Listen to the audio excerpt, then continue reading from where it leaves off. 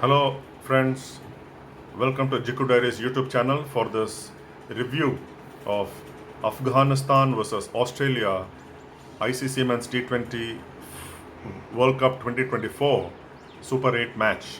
What an outstanding result for Afghanistan cricket, beating Australia for the first time in an international match in 6 outings, 4 of them in ODIs and 2 in T20Is. And it was a brilliant all-round effort by Afghanistan, who after a 118-run opening stand managed only 148 for 6 at Arnas Vale in St Vincent and Grenadines. This was the third century stand put on by the Afghanistan opening pair, Rahmanullah Gurbaz and Ibrahim Zadran. The pair hold half the number of century stands posted in this World Cup. Afghanistan were expected to score more runs but were restricted to under 150 thanks to a hat-trick by Pat Cummins, his second consecutive hat-trick after he took one against Bangladesh in the previous Super 8 match. Cummins took the wicket of Rashid Khan in the last ball of the 18th over and removed Karim Janat and Gulbadin Naib of the first two deliveries of the 20th over. In the match against Bangladesh, he had taken 2 wickets off the last 2 deliveries of 1 over, and his hat-trick victim came in the first delivery of his next over. However, the hat-trick by Cummins was an inconsequential event in the context of the match, as Australia were bowled out for only 127, with medium pacer Gulbadin Naib taking the man of the match award for his outstanding bowling effort of 4 for 20 in his 4 overs. Afghanistan ground fielding and catching were superior to Australia. Australia were never going to win after dropping as many as 5 catches, one of which, if held, would have given Pat Cummins his 4th wicket in as many deliveries. Afghanistan held all the catches that came their way, including some low ones, diving forward brilliantly.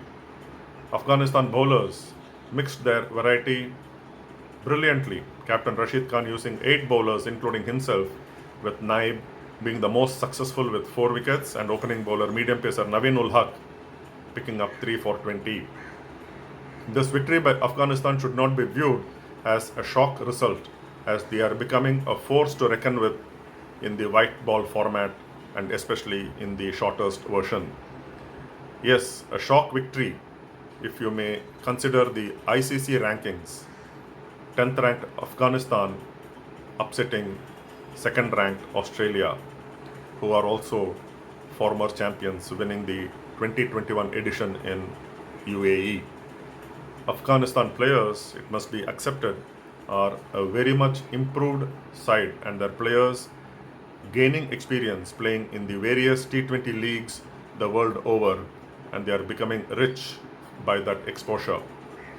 Producing these kinds of results are not new for Afghanistan, especially in recent times, as in last year's ODI World Cup, they defeated England and Pakistan, 2 former champions, and were on course to winning against another former champion who eventually went on to lift the title, Australia, in Mumbai, before Glenn Maxwell played one of the greatest knocks in 50-over cricket, scoring an unbeaten double century, struggling to stand, struggling to walk, struggling to run. Still, he gave his all to score an unbeaten double century and steer Australia home, denying Afghanistan what would have been a memorable victory. But then, Afghanistan did not have to wait long to produce their first victory against Australia in international cricket. Glenn Maxwell, it was again on Sunday morning IST or Saturday night in St Vincent, who scored for Australia, making 59, but saw his teammates fall regularly before himself being dismissed in the 15th over. Australia lost 7 wickets to catches, 6 of them in the outfield and 1 to the wicketkeeper Rahmanullah Gurbaz. The win has thrown wide open Group 1 of the Super 8 with the possibility of 3 teams ending up with 2 wins apiece. That is Australia beating India and Afghanistan beating Bangladesh in the last set of matches. If India win against Australia, India go to the semi-final, and if Afghanistan lose to Bangladesh, it will be a 3-way tie with 1 win and 2 losses each between Australia, Afghanistan and Bangladesh, and the net run rate will come into the picture. So there is a lot to play for, and Afghanistan have really kept this World Cup alive. It is the same scenario in Group 2 with the possibility of 3 teams between England, South Africa and the West Indies finishing with 2 wins and a loss each.